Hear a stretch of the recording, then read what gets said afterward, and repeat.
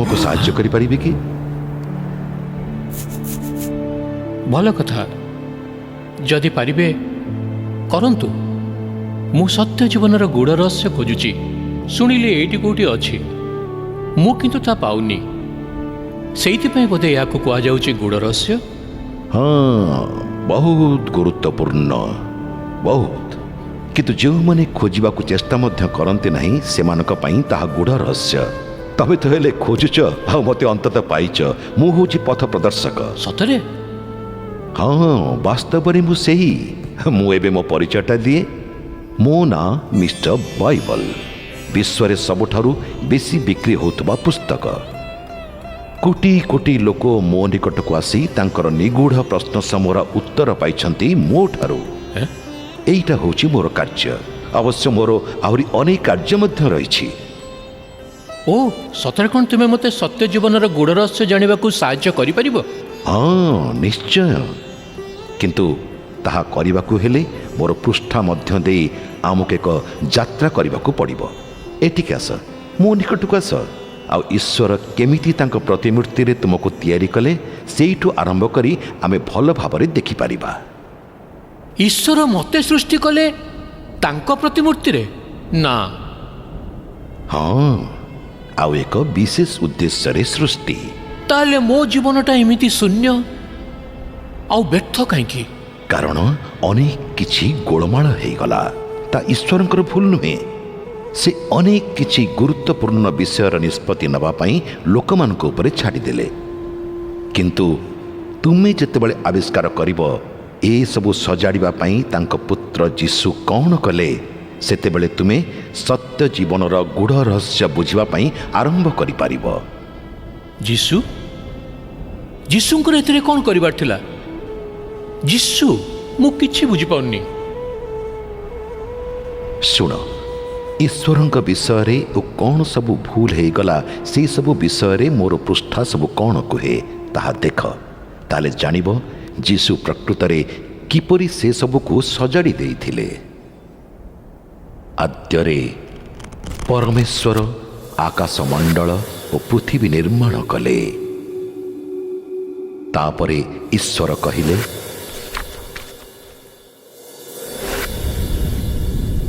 जल मत्स्य और जलचर प्राणी रे परिपूर्ण हेउ।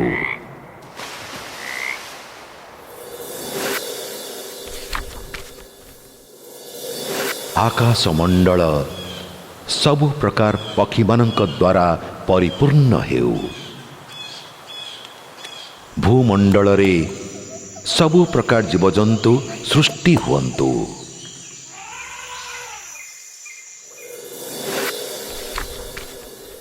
पुनश्च कहिले, आस आम्भे माने आपना प्रतिमूर्ति रे आम्भ मानक तुल्य मनुष्य को सृष्टि करू।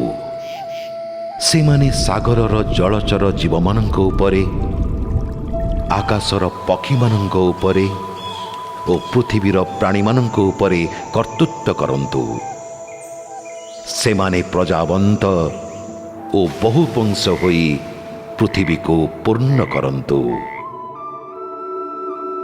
सेमानंकु मोर एही आशीर्वाद जे मु तुमर पिता हेबी आउ तुमे माने मोर पुत्र ओ कन्या हेब।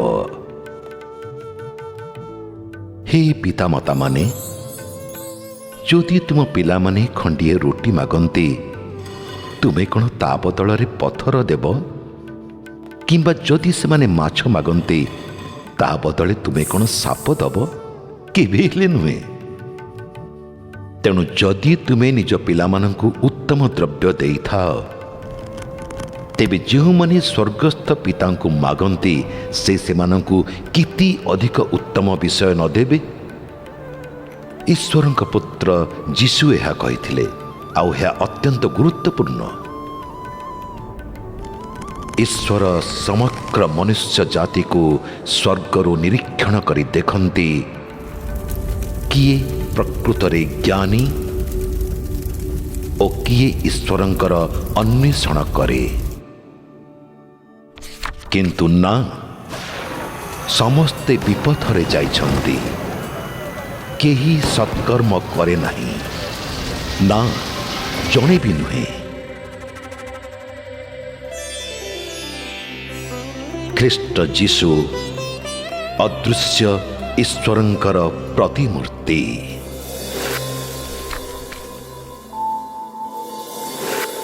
ସମସ୍ତ ସୃଷ୍ଟିର ପୂର୍ବରୁ ସେ ଅଛନ୍ତି ଏବଂ ସେ ସମସ୍ତ ସୃଷ୍ଟିର ପ୍ରଥମ ଜାତ ଓ ତାଙ୍କ ଦ୍ୱାରା ଈଶ୍ୱର ସ୍ୱର୍ଗ ଓ ପୃଥିବୀର ସବୁ କିଛି ସୃଷ୍ଟି କଲେ। ଦୃଶ୍ୟ ଓ ଅଦୃଶ୍ୟ ସବୁ କିଛି ସେ ସୃଷ୍ଟି କରିଛନ୍ତି।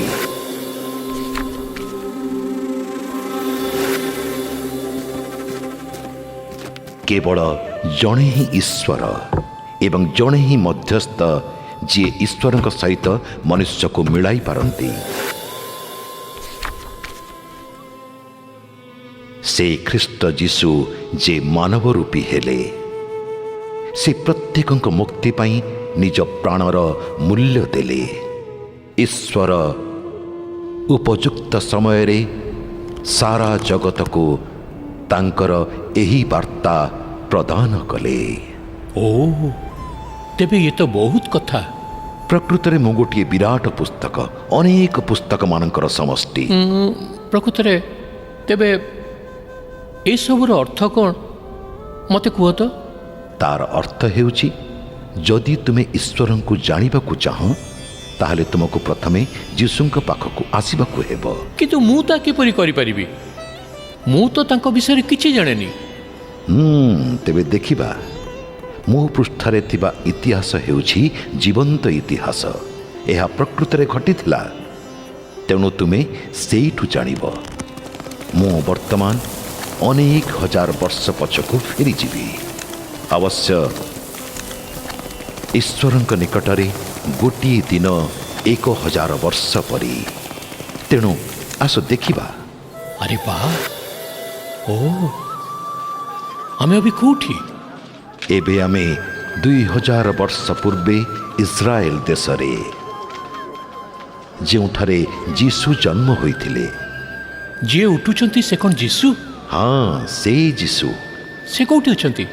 ଗୋଟିଏ ଧର୍ମସଭାରେ। ସେ କ'ଣ କରିବାକୁ ଯାଉଛନ୍ତି? ଈଶ୍ୱର ତାଙ୍କୁ ଯେଉଁ ବିଶେଷ କାର୍ଯ୍ୟ ପାଇଁ ପଠାଇଛନ୍ତି ସେଇ କଥା କହିବା ପାଇଁ ସେ ଉଠୁଛନ୍ତି। ସେ କାହିଁକି ତାଙ୍କ ମୁଣ୍ଡ ଘୋଡ଼ାଉଛନ୍ତି? ଈଶ୍ୱରଙ୍କୁ ସମ୍ମାନ ଦେବାକୁ, କାରଣ ସେ ତାହାଙ୍କର ବାକ୍ୟ ପଢ଼ିବାକୁ ଯାଉଛନ୍ତି। ଈଶ୍ୱର ତାଙ୍କୁ କାହିଁକି ପଠାଇଛନ୍ତି ତାହା ସେ କହୁଛନ୍ତି, ଟିକେ ଶୁଣ। ପ୍ରଭୁଙ୍କର ଆତ୍ମା ମୋ ଉପରେ ଅଛି। ଦିନହୀନମାନଙ୍କୁ ଶୁଭ ସମ୍ବାଦ ଦେବା ନିମନ୍ତେ ସେ ମୋତେ ମନୋନୀତ କରିଅଛନ୍ତି। ବନ୍ଦୀ ନିକଟରେ ମୁକ୍ତି ଓ ଅନ୍ଧ ନିକଟରେ ଦୃଷ୍ଟି ପାଇବା ବିଷୟ ଘୋଷଣା କରିବାକୁ ସେ ମୋତେ ପଠାଇଛନ୍ତି। ନିଷ୍ପେଷିତ ଲୋକମାନଙ୍କୁ ମୁକ୍ତ କରିବାକୁ ଏବଂ ଏହା ଘୋଷଣା କରିବାକୁ ସମୟ ଆସିଅଛି ଯେତେବେଳେ ପ୍ରଭୁ ତାଙ୍କ ଲୋକମାନଙ୍କୁ କ୍ଷମା କରିବେ।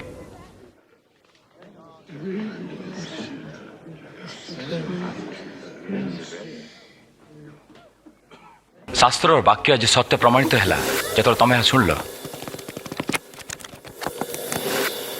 ଓ ସମସ୍ତେ ଯେ ଏତେ ବିଚଳିତ, କିନ୍ତୁ ସେ ବଡ଼ ଡେରିରେ ପହଞ୍ଚିଲେ। ବହୁତ ଡେରି ହେଇଗଲା। ଏଇଟା ଠିକ୍ ହେଲାନି।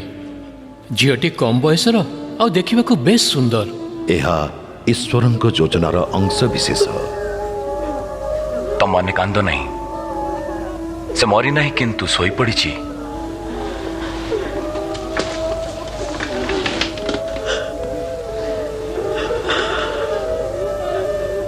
ବାଳିକା,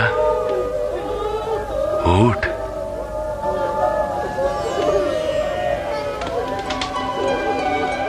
ବାଃ, ବଡ଼ ଆଶ୍ଚର୍ଯ୍ୟ।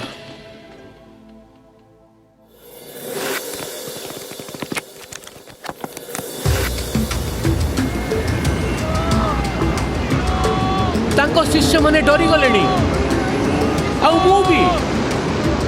ନାଇଁ, ଡରିବାର କିଛି କାରଣ ନାହିଁ। ପ୍ରକୃତି ଉପରେ ମଧ୍ୟ ଯୀଶୁଙ୍କର ଶକ୍ତି ଅଛି। ଏଇ ଦେଖ।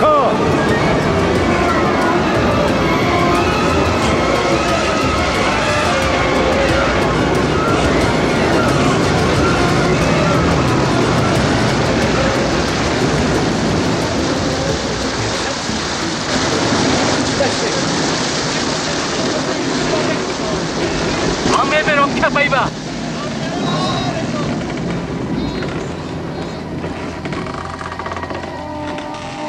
तुमर विश्वास कहीं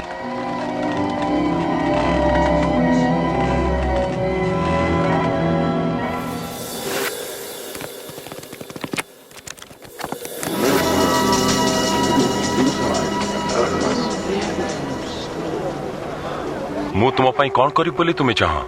ଆଉ ଥରେ ମୁଁ ଦେଖିବାକୁ ଚାହେଁ। ଏଠି ମୋ ପାଇଁ ମଧ୍ୟ ଶିକ୍ଷା ରହିଛି। ଯୀଶୁଙ୍କ ମଧ୍ୟ ଦେଇ ମୁଁ ମଧ୍ୟ ଦେଖିବାକୁ ଆରମ୍ଭ କରିପାରିବି, ନୁହେଁ କି? ହୁଏତ ଠିକ କଥା। ଏବେ ଦେଖ, ତେବେ ଦେଖ, ତୁମର ବିଶ୍ୱାସ ତୁମକୁ ସୁସ୍ଥ କରିଛି। ମୋତେ ଦେଖାଗଲା। ମୁଁ ଦେଖିପାରୁଛି। ଏହା ବାସ୍ତବିକ ବିସ୍ମୟଜନକ। ମୋତେ ଦେଖାଯାଉଛି। ଯୀଶୁ ଜୀବନ ଦିଅନ୍ତି।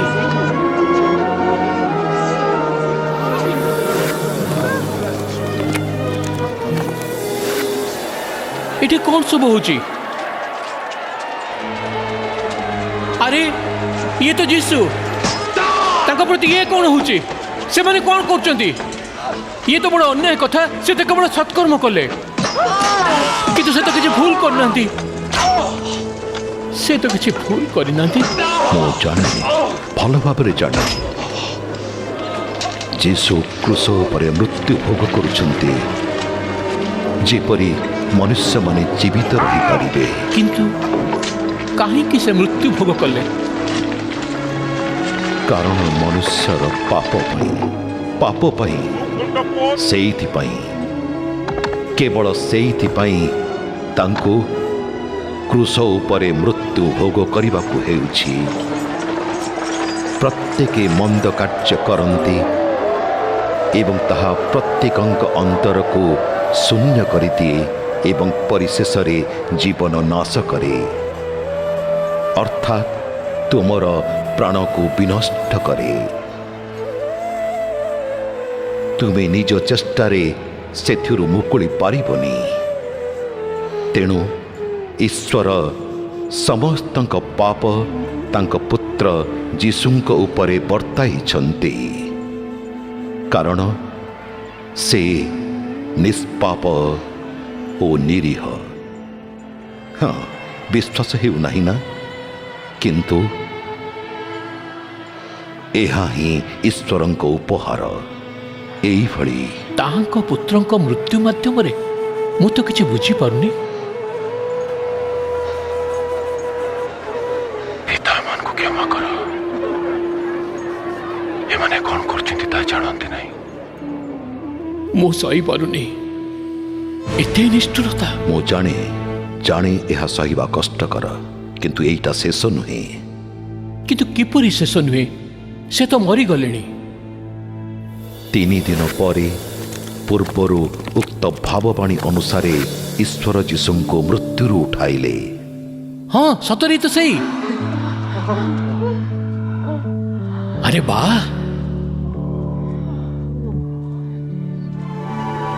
ତୁମମାନେ କାହିଁକି ଚିନ୍ତିତ ଅଟ? ତୁମମାନଙ୍କ ମନରେ କାହିଁକି ସନ୍ଦେହ ଜାତ ହେଉଛି? ଦେଖ ମୋର ହାତ ଓ ପାଦକୁ, ଆଉ ଦେଖ ମୁଁ ହିଁ ସେଇ ଅଟେ। ମତେ ଛୁଆଁ ଆଉ ତୁମେ ଜାଣିପାରିବ, କାରଣ ଆତ୍ମାର ମାଂସ ଅସ୍ଥି ନାହିଁ ଯେପରି ତୁମେ ମତେ ଦେଖୁଅଛ। ଯେତେବେଳେ ମୁଁ ତୁମମାନଙ୍କ ସହ ଥିଲି ସେତେବେଳେ ଏଇସବୁ କଥା କହୁଥିଲି। ମୋ ବିଷୟରେ ମୂଷାଙ୍କ ବ୍ୟବସ୍ଥା, ଭାବବାଦୀମାନଙ୍କ ପୁସ୍ତକ, ଗୀତ ସଂହିତାରେ ଯାହା ସବୁ ଲେଖାଯାଇଥିଲା ସେସବୁ ସଫଳ ହେବାର ଥିଲା। ଯେପରି ଲେଖାଛି, ମସିହା ଦୁଃଖ ଭୋଗ କରିବେ ଆଉ ତୃତୀୟ ଦିନ ମୃତମାନଙ୍କ ମଧ୍ୟରୁ ଉତ୍ଥିତ ହେବେ, ଆଉ ତାହାଙ୍କ ନାମରେ ଅନୁତାପ ପାପ କ୍ଷମାର ସମ୍ବାଦ ଜେରୁସାଲେମରୁ ଆରମ୍ଭ କରି ସର୍ବଜାତି ନିକଟରେ ଅବଶ୍ୟ ପ୍ରଚାର କରିବା ଆବଶ୍ୟକ। ତୁମମାନେ ଏସବୁ ବିଷୟରେ ସାକ୍ଷୀ। ବାଃ, ପ୍ରକୃତରେ ସେ ଆଶ୍ଚର୍ଯ୍ୟ। ଯେହେତୁ ଯୀଶୁ ଏବେ ମଧ୍ୟ ଜୀବିତ, ତେଣୁ ତୁମେ ତାଙ୍କୁ ଏବେ ହିଁ ଜାଣିପାରିବ ଓ ତାଙ୍କ ଜୀବନରେ ଭାଗୀ ହୋଇପାରିବ ଚିରଦିନ ପାଇଁ। ନା, ତାହା କେବେ ସମ୍ଭବ ନୁହେଁ। ମାନେ, ମୁଁ ତ ଏହି ପୃଥିବୀରେ ଓ ଈଶ୍ୱର ଊର୍ଦ୍ଧ୍ୱସ୍ଥ ସ୍ୱର୍ଗରେ।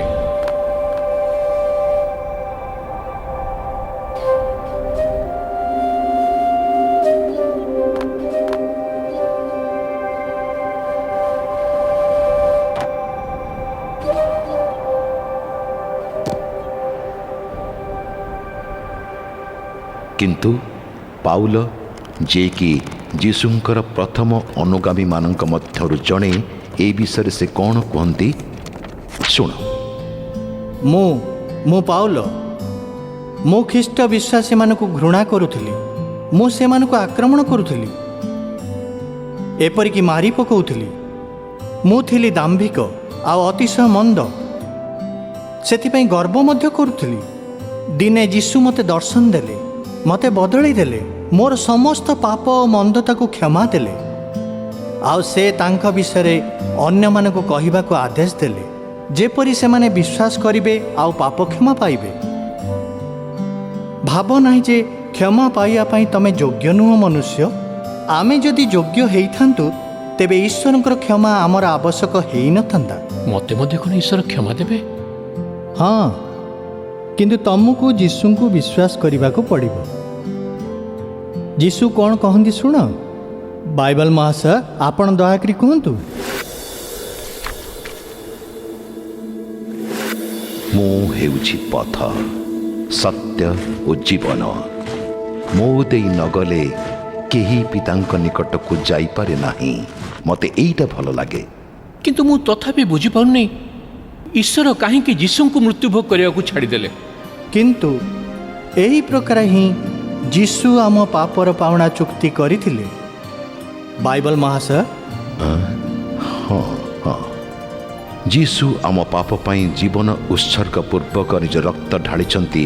ଏହା ଯେଉଁମାନେ ବିଶ୍ୱାସ କରନ୍ତି ସେମାନେ ଈଶ୍ୱରଙ୍କ ସହିତ ମିଳିତ ହୁଅନ୍ତି। ଯଦି ମୁଁ ବିଶ୍ୱାସ କରିବି ଯୀଶୁ ମୋ ପାଇଁ ମରିଛନ୍ତି, ତାପରେ କ'ଣ ହେବ? ଯେଉଁମାନେ ତାଙ୍କୁ ବିଶ୍ୱାସ କରନ୍ତି ଓ ଗ୍ରହଣ କରନ୍ତି ସେ ସେମାନଙ୍କୁ ଈଶ୍ୱରଙ୍କ ସନ୍ତାନ ହେବାର ଅଧିକାର ପ୍ରଦାନ କରନ୍ତି। କି ଆଶ୍ଚର୍ଯ୍ୟ ଉପହାର! ତାହେଲେ ତମେ କହୁଛ ଯୀଶୁ ମୋ ପାଇଁ ମରିଛନ୍ତି ବୋଲି ଯଦି ମୁଁ ବିଶ୍ୱାସ କରେ ତେବେ ମୁଁ କ'ଣ ଈଶ୍ୱରଙ୍କ ସନ୍ତାନ ହେଇଯିବି? କେବଳ ସେତିକି ନୁହେଁ, ଈଶ୍ୱରଙ୍କ ଆତ୍ମା, ପବିତ୍ର ଆତ୍ମା ତୁମ ଅନ୍ତରରେ ବାସ କରିବ।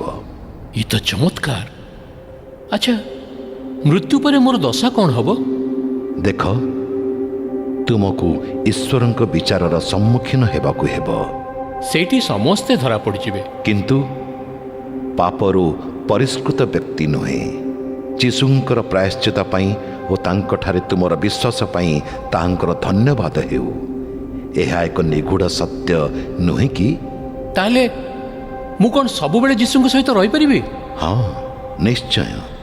କାରଣ ଈଶ୍ୱର ଜଗତକୁ ଇତି ପ୍ରେମ କଲେ ଯେ ସେ ଆପଣାର ଏକମାତ୍ର ପୁତ୍ରଙ୍କୁ ଦାନ କଲେ, ଯେପରି ଯେ କେହି ତାଙ୍କଠାରେ ବିଶ୍ୱାସ କରେ ସେ ବିନଷ୍ଟ ନ ହୋଇ ଅନନ୍ତ ଜୀବନ ପାଇବ। ତେବେ ମୋତେ କୁହ, ଯୀଶୁଙ୍କ ସନ୍ତାନ ହେବା ପାଇଁ ମୋତେ କ'ଣ କରିବାକୁ ହେବ? ଯୀଶୁଙ୍କୁ ତୁମ ଅନ୍ତର ମଧ୍ୟକୁ ନିମନ୍ତ୍ରଣ କରିବ। ସେ କ'ଣ କହୁଛନ୍ତି ଶୁଣ। ଦେଖ, ମୋ ଦ୍ୱାର ନିକଟରେ ଠିଆ ହୋଇ ଆଘାତ କରୁଛି। ଯଦି ମୋ ସ୍ୱର ଶୁଣି ତୁମେ ଦ୍ୱାର ଖୋଲିଦେବ, ମୋ ଭିତରକୁ ଆସିବି। ଓ, ଏଇ କଥା! ମୁଁ ତାଙ୍କୁ ଭିତରକୁ କେମିତି ଆଣିବି? ଯଦି ତୁମେ ସ୍ୱୀକାର କର ଯେ ଯୀଶୁ ପ୍ରଭୁ ଅଟନ୍ତି ଓ ହୃଦୟରେ ବିଶ୍ୱାସ କର ଯେ ଈଶ୍ୱର ତାଙ୍କୁ ମୃତମାନଙ୍କ ମଧ୍ୟରୁ ଉଠାଇଛନ୍ତି, ତୁମେ ରକ୍ଷା ପାଇବ। ଭାବୁଛି ଏଥର ତୁମେ ବୁଝିପାରୁଥିବ ନିଶ୍ଚୟ। ହଁ, ମୁଁ ସେୟା କରିବାକୁ ଚାହେଁ, କିନ୍ତୁ କ'ଣ କରିବାକୁ ହେବ ଜାଣିନି। ଠିକ୍ ଅଛି, ମୁଁ ଯାହା କହୁଛି ମୋ ପଛେ ପଛେ ତାହା କୁହ। ମୋ ପାଇଁ କ୍ରୁଶରେ ମୃତ୍ୟୁଭୋଗ କରିଥିବା ହେତୁ ଯୀଶୁ ତୁମକୁ ଧନ୍ୟବାଦ ଦେଉଛି। ମୋ ପାଇଁ କ୍ରୁଶରେ ମୃତ୍ୟୁଭୋଗ କରିଥିବା ହେତୁ ଯୀଶୁ ତୁମକୁ ଧନ୍ୟବାଦ ଦେଉଛି। ମୁଁ ସ୍ୱୀକାର କରୁଛି ଯେ ମୁଁ ତୁମ ପରି ହୋଇପାରିବିନି କିମ୍ବା ନିଜକୁ ରକ୍ଷା କରିପାରିବିନି। ମୁଁ ସ୍ୱୀକାର କରୁଛି ଯେ ମୁଁ ତୁମ ପରି ହୋଇପାରିବିନି କିମ୍ବା ନିଜକୁ ରକ୍ଷା କରିପାରିବିନି। ଯୀଶୁ, ମୁଁ ତୁମକୁ ଲୋଡ଼େ। ଯୀଶୁ, ମୁଁ ତୁମକୁ ଲୋଡ଼େ। ଦୟାକରି ମୋର ପାପ କ୍ଷମା କର ଓ ମୋତେ ରକ୍ଷା କର। ଦୟାକରି ମୋର ପାପ କ୍ଷମା କର ଓ ମୋତେ ରକ୍ଷା କର। ମୁଁ ତୁମଠାରେ ନିଜକୁ ସମର୍ପଣ କରୁଛି। ମୋତେ ପ୍ରେମ କରିଥିବା ହେତୁ ଓ ନିଜସ୍ୱ କରିଥିବା ହେତୁ ମୁଁ ତୁମକୁ ଧନ୍ୟବାଦ ଦେଉଛି। ମୁଁ ତୁମଠାରେ ନିଜକୁ ସମର୍ପଣ କରୁଛି। ମୋତେ ପ୍ରେମ କରିଥିବା ହେତୁ ମୁଁ ତୁମକୁ ଧନ୍ୟବାଦ ଦେଉଛି। ଧନ୍ୟବାଦ ଦେଉଛି ଯେ ମୁଁ ଏବେ ଈଶ୍ୱରଙ୍କ ସନ୍ତାନ। ଧନ୍ୟବାଦ ଦେଉଛି ଯେ ମୁଁ ଏବେ ଈଶ୍ୱରଙ୍କ ସନ୍ତାନ। ଅଭିନନ୍ଦନ। ବହୁତ ଭଲ କଲ। ଏବେ ତୁମେ ସତ୍ୟ ଜୀବନର ଗୂଢ଼ ରହସ୍ୟ ଆବିଷ୍କାର କରିଛ। ଆଚ୍ଛା, ଏଇ ଗୁଡ଼ ରହସ୍ୟ କ'ଣ ସବୁଦିନ ପାଇଁ ମୋତେ ପରିବର୍ତ୍ତିତ କରିଦେବ? ଅବଶ୍ୟ। ଏବେ ତୁମର ପାପ କ୍ଷମା ହୋଇସାରିଛି ଆଉ ତୁମେ ଈଶ୍ୱରଙ୍କ ସନ୍ତାନ ଅଟ। ପବିତ୍ର ଆତ୍ମା ତୁମ ମଧ୍ୟରେ ରହିଛନ୍ତି ଓ ସେ ତୁମକୁ ସର୍ବଦା ଯୀଶୁଙ୍କ ସହିତ ରହିବାକୁ ସାହାଯ୍ୟ କରିବେ। ମୋ ପୁସ୍ତକରେ ଯେପରି ଲେଖା ଅଛି, ତୁମେ ନୂତନ ସୃଷ୍ଟି ସ୍ୱରୂପ। ବାଇବଲ ମହାଶୟ, ତୁମକୁ ଧନ୍ୟବାଦ। ତୁମେ ଆଶ୍ଚର୍ଯ୍ୟ ସତ୍ୟ ଜୀବନର ଗୁଡ଼ ରହସ୍ୟ ଜଣାଇଥିବାରୁ ତୁମକୁ ଅନେକ ଧନ୍ୟବାଦ। ହେ ମନୁଷ୍ୟ, ତୁମକୁ ଆନ୍ତରିକ ସ୍ୱାଗତ ଜଣାଉଛି। କିନ୍ତୁ ଏହା ତ କେବଳ ତୁମ ଯାତ୍ରାର ଆରମ୍ଭ। ମୋର ପୃଷ୍ଠା ସମୂହରୁ ତୁମକୁ ଆହୁରି ଅନେକ ବିଷୟ ଶିକ୍ଷା କରିବା ପାଇଁ ହେବ।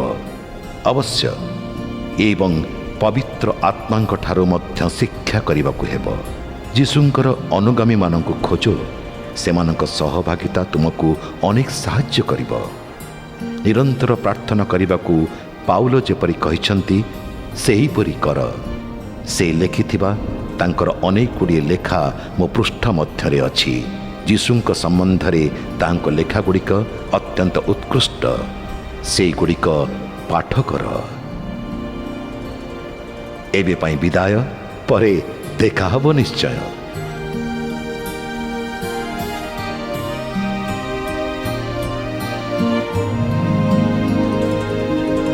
ଯଦି ଆପଣଙ୍କର କୌଣସି ପ୍ରଶ୍ନ ଥାଏ, ତେବେ ଲେଖାଯାଇଥିବା ଠିକଣା ସହିତ ଯୋଗାଯୋଗ କରନ୍ତୁ।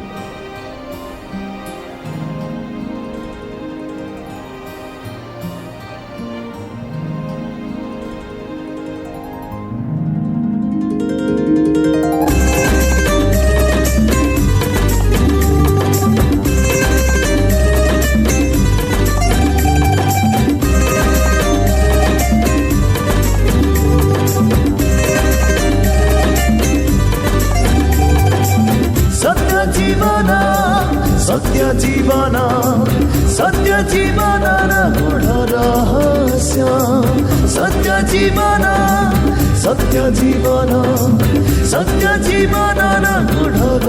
रहस्य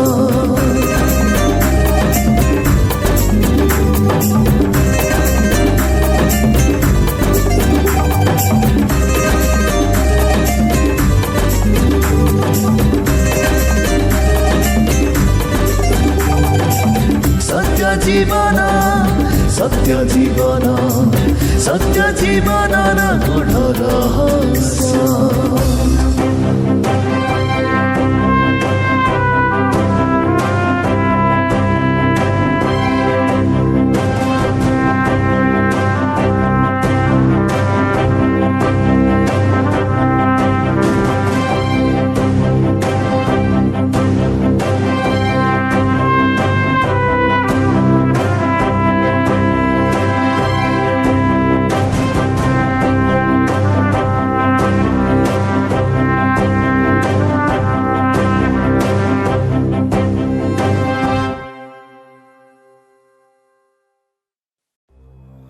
ବର୍ତ୍ତମାନ ତମେ ଯଦି ପ୍ରଭୁ ଯୀଶୁଙ୍କ ନିକଟରେ ଏହି ପ୍ରାର୍ଥନା କରି ସାରିଛ ଏବଂ ଆନ୍ତରିକ ଭାବେ କରିଛ, ତାହେଲେ ନିଶ୍ଚିତ ହୁଅ ଯେ ତୁମର ପାପ ସବୁ କ୍ଷମା ହୋଇଛି। ହଁ, ନିଶ୍ଚିନ୍ତ ଭାବେ ତୁମର ପାପ ସବୁ କ୍ଷମା ହୋଇସାରିଛି। ବର୍ତ୍ତମାନ ତମେ ଈଶ୍ୱରଙ୍କ ସନ୍ତାନ ହୋଇସାରିଛ ଏବଂ ଈଶ୍ୱରଙ୍କ ଆତ୍ମା, ଯାହାଙ୍କୁ ଆମେ ପବିତ୍ର ଆତ୍ମା ବୋଲି କହୁ, ସେ ତୁମ ଅନ୍ତରରେ ବାସ କରୁଛନ୍ତି।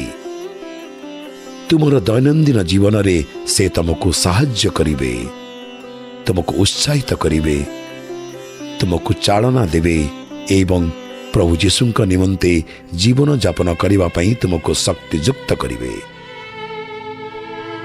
ଯେତେବେଳେ ତୁମେ ଦୁଃଖ ଓ ସମସ୍ୟା ଦେଇ ଯିବ, ମନେ ରଖ ତୁମେ ଏକାକୀ ନୁହଁ। ମୋର ପୃଷ୍ଠାଗୁଡ଼ିକରେ ଅର୍ଥାତ୍ ବାଇବଲରେ ତୁମ ପାଇଁ ରହିଛି ଈଶ୍ୱରଙ୍କର ଅନେକ ପ୍ରତିଜ୍ଞା, ଯାହାକି ତୁମକୁ ସାନ୍ତ୍ୱନା ଓ ଉତ୍ସାହ ପ୍ରଦାନ କରିବ। ମୋ ପୃଷ୍ଠାଗୁଡ଼ିକରେ ଲିଖିତ ଜ୍ଞାନଦାୟକ ବାକ୍ୟଗୁଡ଼ିକ ଶୁଣ। ତୁମେ ତାକୁ ଉଚ୍ଚ ସ୍ୱରରେ ପୁନରାବୃତ୍ତି ମଧ୍ୟ କରିପାର। ଏହା ଈଶ୍ୱରଙ୍କ ବାକ୍ୟ। ଆଉ ଏହା ତୁମକୁ ଆଶ୍ଚର୍ଯ୍ୟ ବୋଧ ହେଲେ ମଧ୍ୟ ଏହା ସତ୍ୟ ଯେ ଏହି ବାକ୍ୟ ସବୁ ଜୀବନ୍ତ ଓ ଶକ୍ତିଯୁକ୍ତ। ଏଗୁଡ଼ିକ ଅନେକ ବିଷୟ ବୁଝିବାକୁ ଓ ପ୍ରଭୁ ଯୀଶୁଙ୍କ ସାନ୍ନିଧ୍ୟରେ ସଦା ଲାଗି ରହିବାକୁ ତୁମକୁ ସାହାଯ୍ୟ କରିବ।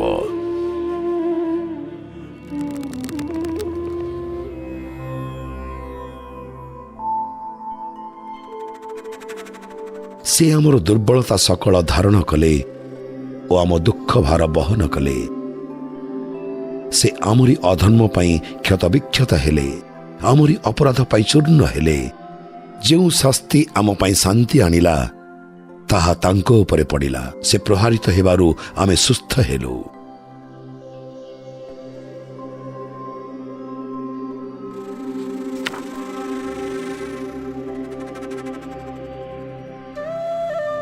ଭୟ କର ନାହିଁ, କାରଣ ମୁଁ ତୁମ ସଙ୍ଗରେ ଅଛି। ନିରାଶ ହୁଅ ନାହିଁ, କାରଣ ମୁଁ ତୁମର ଈଶ୍ୱର। ମୁଁ ତୁମକୁ ସବଳ କରିବି ଓ ସାହାଯ୍ୟ କରିବି। ମୁଁ ତୁମକୁ ମୋର ଧାର୍ମିକତାର ଦକ୍ଷିଣ ହସ୍ତରେ ଧରି ରଖିବି।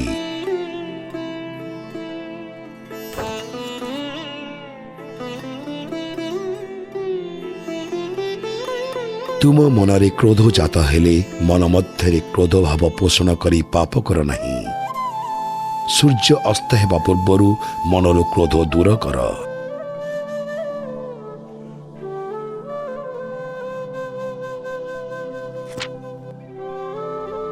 ଖ୍ରୀଷ୍ଟ ବିଶ୍ୱାସୀର ମୃତ୍ୟୁ ପରେ କ'ଣ ହୁଏ ସେ ବିଷୟରେ ମୁଁ ତୁମମାନଙ୍କୁ ଜଣାଇବାକୁ ଚାହେଁ।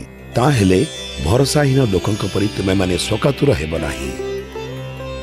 ମୃତ୍ୟୁ ପରେ ଯୀଶୁ ପୁନର୍ଜୀବିତ ହେବେ ବୋଲି ଆମେମାନେ ଯଦି ବିଶ୍ୱାସ କରୁ, ତେବେ ତାଙ୍କର ପୁନରାଗମନ ବେଳେ ମୃତ ଖ୍ରୀଷ୍ଟ ବିଶ୍ୱାସୀମାନଙ୍କୁ ଈଶ୍ୱର ତାଙ୍କ ସହିତ ଫେରାଇ ଆଣିବେ ବୋଲି ଆମେମାନେ ନିଶ୍ଚିତ ଭାବେ ବିଶ୍ୱାସ କରିପାରୁ।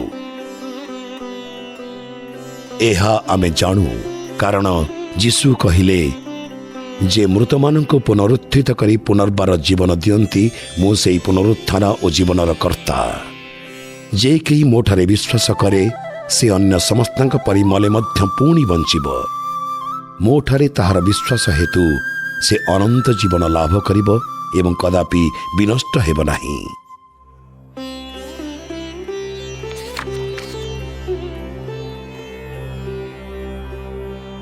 ଧାର୍ମିକ ଲୋକେ କାତରୋକ୍ତି କଲେ ପ୍ରଭୁ ଶୁଣନ୍ତି ଏବଂ ସେମାନଙ୍କୁ ସବୁ ଦୁର୍ଦ୍ଦଶାରୁ ଉଦ୍ଧାର କରନ୍ତି। ପ୍ରଭୁ ଭଗ୍ନ ହୃଦୟ ମନୁଷ୍ୟମାନଙ୍କ ନିକଟବର୍ତ୍ତୀ। ସେ ଭଗ୍ନୋତ୍ସାହ ଲୋକଙ୍କୁ ରକ୍ଷା କରନ୍ତି।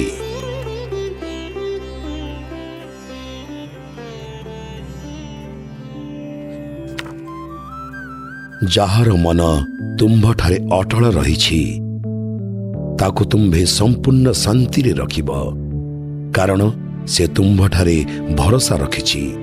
ପ୍ରଭୁଙ୍କଠାରେ ସର୍ବଦା ଭରସା ରଖ, କାରଣ ପ୍ରଭୁ ଜିହୋବା ଚିରସ୍ଥାୟୀ ଶୈଳ ସ୍ୱରୂପ ଅଟନ୍ତି।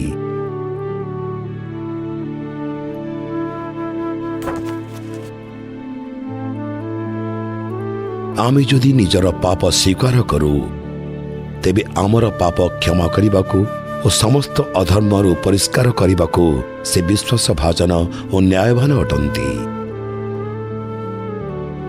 ପ୍ରଭୁ କହନ୍ତି, ଏବେ ଆସ ଆମେ ବିଚାର ବିମର୍ଶ କରିବା। ତୁମ୍ଭମାନଙ୍କର ପାପ ଲୋହିତ ବର୍ଣ୍ଣ ପରି ହେଲେ ମଧ୍ୟ ତୁଷାର ପରି ଶୁଭ୍ର ହେବ। ସେହି ସବୁ ଗାଢ଼ ରକ୍ତବର୍ଣ୍ଣ ହେଲେ ମଧ୍ୟ ମେଷଲୋମ ପରି ଶୁକ୍ଳ ବର୍ଣ୍ଣ ହେବ।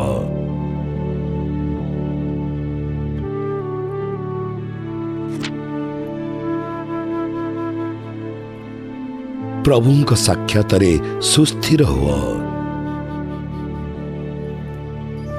ଧୈର୍ଯ୍ୟ ସହକାରେ ତାହାଙ୍କର ଅପେକ୍ଷା କର।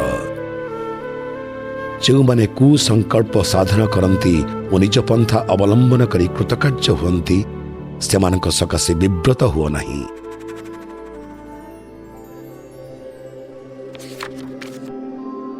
କେହି ଯଦି ତୁମ ବିଶ୍ୱାସର କାରଣ ଜାଣିବାକୁ ଇଚ୍ଛା କରେ, ତେବେ ତାହାର ପ୍ରଶ୍ନର ଉତ୍ତର ଦେବାକୁ ପ୍ରସ୍ତୁତ ଥାଅ, କିନ୍ତୁ ମୃଦୁ ଓ ଭଦ୍ର ଭାବରେ ଉତ୍ତର ଦିଅ।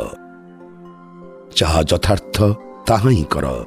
ତାହେଲେ ଯଦିବା ଲୋକେ ତୁମକୁ ମିଥ୍ୟାରେ ଅପବାଦ ଦିଅନ୍ତି ଓ ଖ୍ରୀଷ୍ଟଙ୍କର ଶିଷ୍ୟ ଭାବରେ ତୁମର ସତ୍ ଆଚରଣ ନିନ୍ଦା କରନ୍ତି ତେବେ ସେମାନେ ନିଜେ ଲଜ୍ଜିତ ହେବେ। କାରଣ ଯଦି ଈଶ୍ୱରଙ୍କର ଇଚ୍ଛା ଯେ ତୁମେ ଦୁଃଖ କ୍ଲେଶ ସହ୍ୟ କର, ତେବେ ଅପକର୍ମ ସକାଶେ ଦୁଃଖ ଭୋଗ କରିବା ଅପେକ୍ଷା ସତ୍କର୍ମ ସକାଶେ ଦୁଃଖ ଭୋଗ କରିବା ଉତ୍ତମ।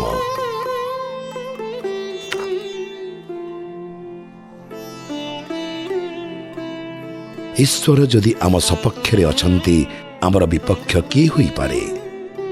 ସେ ଯଦି ତାଙ୍କର ପୁତ୍ରଙ୍କୁ ସୁଦ୍ଧା ରକ୍ଷା ନ କରି ଆମ ପାଇଁ ସମର୍ପି ଦେଲେ, ତେବେ ସେ କ'ଣ ଅନ୍ୟ ସମସ୍ତ ବିଷୟ ଆମ୍ଭମାନଙ୍କୁ ଦେବେ ନାହିଁ?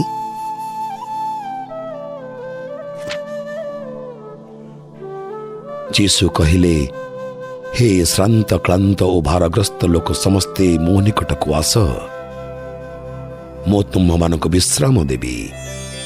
ତୁମ୍ଭେମାନେ ମୋର ଜୁଆଳି ବହନ କର ଏବଂ ମୋ ଠାରୁ ଶିଖ, କାରଣ ମୁଁ ମୃଦୁଶୀଳ ଓ ନମ୍ର, ଆଉ ତୁମ୍ଭେମାନେ ଆତ୍ମାରେ ଶାନ୍ତି ଲାଭ କରିବ। କାରଣ ମୋହର ଜୁଆଳି କଷ୍ଟକର ନୁହେଁ, ମୋହର ଭାର ହାଲୁକା।